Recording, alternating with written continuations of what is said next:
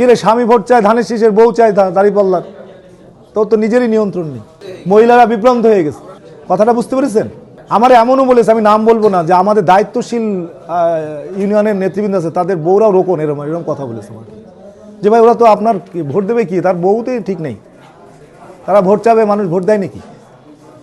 তার সামনে হয়তো ভয়তে বলছে না, কিন্তু মানুষ তো পিছনেই বলছে, আরে বউরে নামাই দিচ্ছ দাঁড়িপাল্লার জন্য, আর তুমি করছো ধানের শীষ। সাধারণ ভোটাররা তাই মনে করে, এত কিছু পেজ গোছ বোঝে না তো ভোটাররা। তা আমার কথা হচ্ছে যে এইখান থেকে আপনাকে নিজেকে সংশোধন হতে হবে। আপনি নিজের বাড়ি ঠিক রাখতে পারবেন না, আপনি ভোট চাইতে যাবেন অন্যর বাড়িতে, হয় নাকি? এটা হয়? বলেন, হয় কোনোদিন?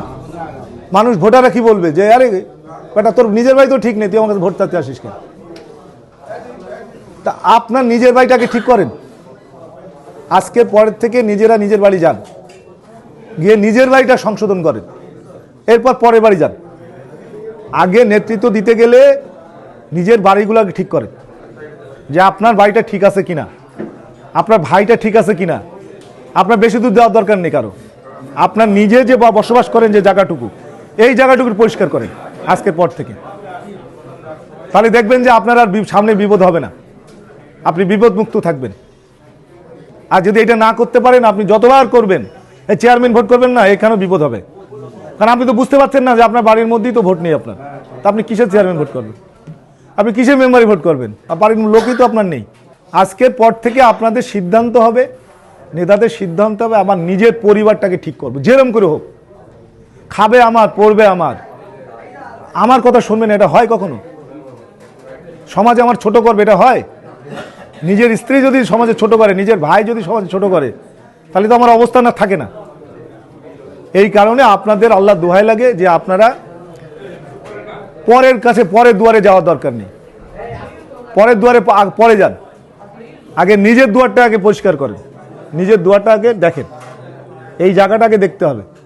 এই জায়গাটা যদি আপনারা ঠিক করতে পারেন, তাহলে আজকে যে দাঁড়িপাল্লার লোক যে মনে করে যে আজকে তারাই হচ্ছে সবচেয়ে বড় বৃহত্তর দল শার্শা উপজেলায়, আজকে তাই তো প্রমাণিত হয়েছে যে আমাদের শার্শায় সবচেয়ে বড় দল হচ্ছে জামাত, তারপর আওয়ামী লীগ, তারপরে বিএনপি।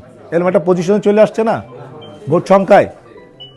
এইখান থেকে তো আমাদের উদ্ধার হতে হবে, না তো আগামী দিনে তো আপনি বিএনপি করেন এ কথা বলতে পারবেন না, আপনার মুখ থাকবে না, আস্তে আস্তে ওই যে জাতীয় পার্টির মতো হয়ে যাবে দল।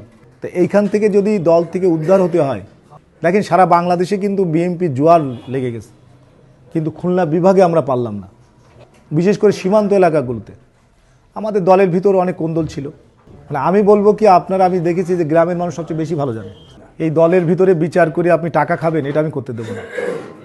তাতে যদি আপনার বিরুদ্ধে আমার সর্বোচ্চ ব্যবস্থা নিতে হয়, আমি করব। কিন্তু যত ধরনের খারাপ কাজ আছে আপনার বিরুদ্ধে করার, আমি লোক ভালো মানুষ ঠিক আছে, কিন্তু এই জায়গাটায় আমি আর ভালো থাকবো না।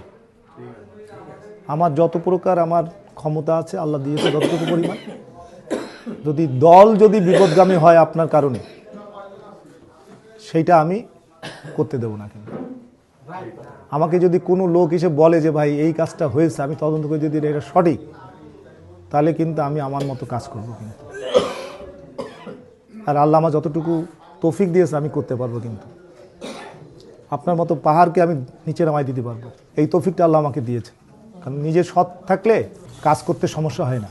কারণ আমি অসৎ মানুষ না, আমি কোনো দিন কোনো বাজে কাজে আমি নিজেকে জড়াইনি, কোনো বাজেভাবে আমি নিজেকে কোনো দিন 1 টাকা পকেটও নেইনি, বরঞ্চ দলকে দেওয়ার চেষ্টা করেছি, যত পরিমাণ দেওয়া যায় উজাড় করে দেওয়ার চেষ্টা করেছি।